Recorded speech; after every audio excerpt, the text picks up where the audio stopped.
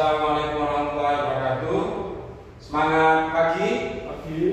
Oke, pada kesempatan kali ini perkenalkan saya Muhammad Mulki Hussein Handani dari CMO Sidoarjo Kalian. Oke, pada kesempatan kali ini izinkan saya untuk mempresentasikan sedikit dari job desk dan pengertian CMO itu sendiri. Oke, dari CMO itu kepanjangan dari Credit Marketing Officer, di mana CMO itu sama halnya pada marketing lainnya, yakni job desk-nya boleh dibuka job desk-nya yang melakukan fungsi marketing serta melakukan survei terhadap pengajuan aplikasi kredit motorku dengan menerapkan rumus 6C dan 1IP. Nanti saya jelaskan 6C itu apa dan 1IP itu apa. Lalu syarat untuk menjadi seorang marketing khususnya CMO, yakni harus menyukai pekerjaan sebagai marketing, sales. Jadi kita harus memiliki kemampuan analisa yang baik, komunikasi dan target oriented dan money oriented. Jadi sebagai seorang CMO kita harus memiliki habit, harus pintar mengatur waktu di pagi hari, siang hari, dan sore hari. Oke, dari pagi hari ini saya jelaskan. Pagi hari apa sih habitnya CMO? Kegiatannya selain doa pagi, briefing di kantor, kita mempersiapkan calon data konsumen yang akan disurvei, baik visi maupun survei itu tadi. Terus menyiapkan kelengkapan dokumen, follow up konsumen dan janjian telepon konsumen yang akan disurvei maupun divisi. Di siang hari, di waktu siang hari kita melakukan aktivitas yang telah di planning di pagi hari, yang telah disiapkan, di mana kita melakukan survei, visit ke rumah konsumen, koordinasi dengan atasan marketing head, lalu koordinasi dengan hasil visit yang telah tersubmit di MSS.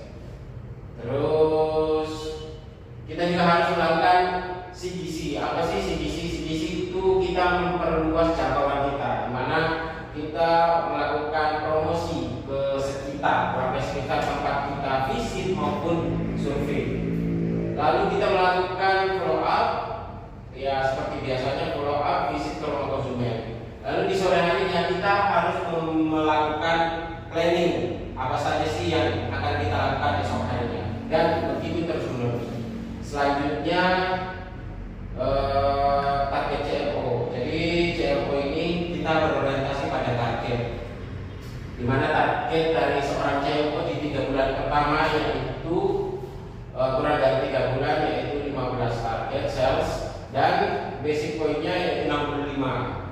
Sedangkan di atas 3 bulan target sales-nya itu 20 dan basic point-nya 90. Dan target visit harian yaitu 3 visit harian. Boleh lebih malah baik.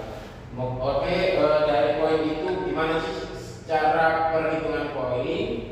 Poin itu dari booking mandiri, survei, visit itu adalah perhitungan poin.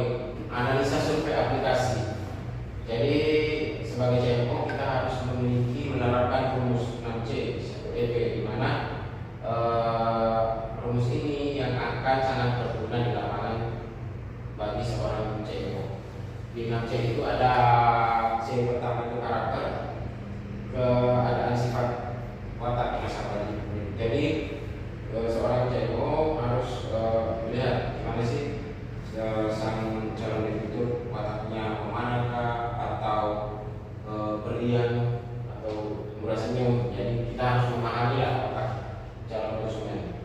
Lalu yang kedua, kemampuan finansial nasabah. Nah, sebagai perantara pembiayaan, seorang CMO itu harus melihat, menganalisis kemampuan finansial nasabah. Gimana sih nasabah mengelola uang? Apakah mereka sanggup untuk membayar angsuran per bulannya? Itu pengetahuan analisis CMO diasah di sini. Lalu C yang ketiga itu kapital, modal yang dimiliki, cash flow checking. Jadi sebelum kita mengambil keputusan, seorang CMO wajib menganalisis apakah pendapatan sang calon debitur ini bisa komen nggak dengan apa yang kita akan biayakan pembiayaan. Jadi kita sebagai jembatan harus mengerti, menganalisa apakah pendapatan calon debitur sanggup atau mumpuni untuk dibiayai. Nilai angsurannya apakah lebih besar daripada gajinya. Jadi kita harus benar-benar cek di sini kapitalnya. Lalu kolateral, jaminan agunan nasabah. Jadi seorang CMO itu kita memang dalam pembiayaan itu kunci paling utamanya adalah jaminan agunan. Gimana sih kondisi fisik agunan, khususnya kalau di motor itu motornya apakah masih layak dibiayai, apakah fakturnya ada, kelengkapannya, pajaknya itu harus kita perhatikan. Lalu C yang kelima, kondisi of ekonomi. Jadi situasi politik, sosial, ekonomi dan budaya. Kita harus memahami nih, di mana sih calon debitur di lingkungan, apakah mereka aktif dalam berorganisasi atau ikut kegiatan sosial di lingkungannya. Itu nanti kita bisa dapatkan melalui cek lingkungan, menanyakan ke orang-orang sekitar tempat tinggal konsumen. Lalu C yang ke-6 yaitu batasan dan hambatan, constraint. Seorang CMO harus menganalisis lebih jauh apa saja sih yang jadi hambatan di kemudian hari. Kenapa sih saya calon debitur ini layak untuk dibiayai atau tidak? Nah, itu kita harus lebih mendalam analisanya. Jadi di satu PP ini eksistensi dan purpose. Kita harus mengetahui pasti keberadaan tempat tinggal, apakah milik sendiri, kos, kontrak, atau milik keluarga. Itu kita harus pastikan. Lalu tempat usahanya juga kita harus mengetahui apa benar ini usahanya sudah berjalan berapa lama. Nah, itu kita sebagai CFO wajib mengetahui purpose dengan penggunaan dana.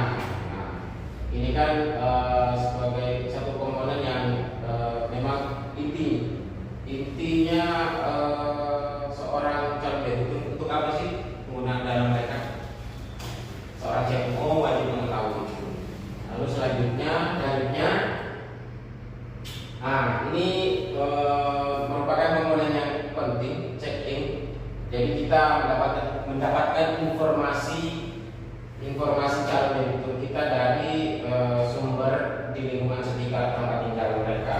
Pastikan jadi seperti memastikan konsumen apa benar tinggal di sini, itu ditanyakan kepada orang sekitar.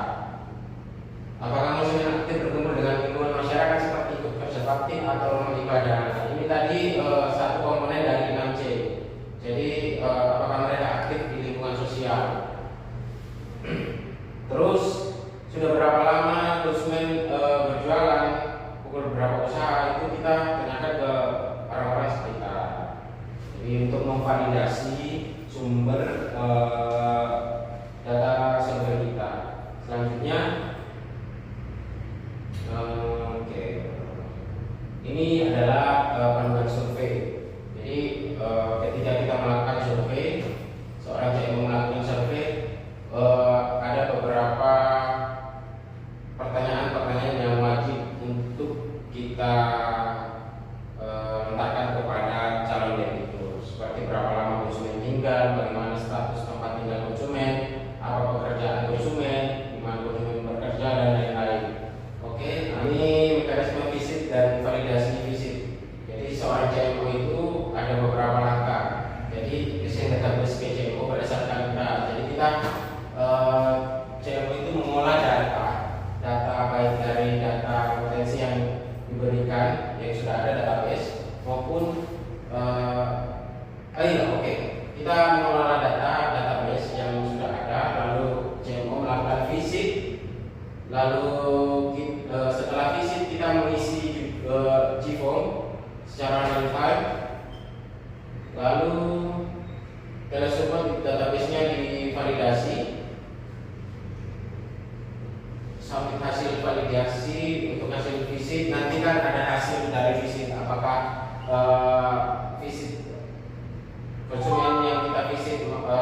berminat atau pikir-pikir nanti ada ini komponennya, apakah dia berminat, belum berminat, saya survei konsumen pikir-pikir. Itu kita survei kita isi di G4 hasil riset tersebut. Oke, lanjut. Oke, sekian itu tadi seputar CMO. Bagaimana aja tugasnya tadi sudah saya jelaskan. Terima kasih atas waktunya. Mohon maaf kita mau terus. Wassalamualaikum warahmatullahi wabarakatuh. Semangat.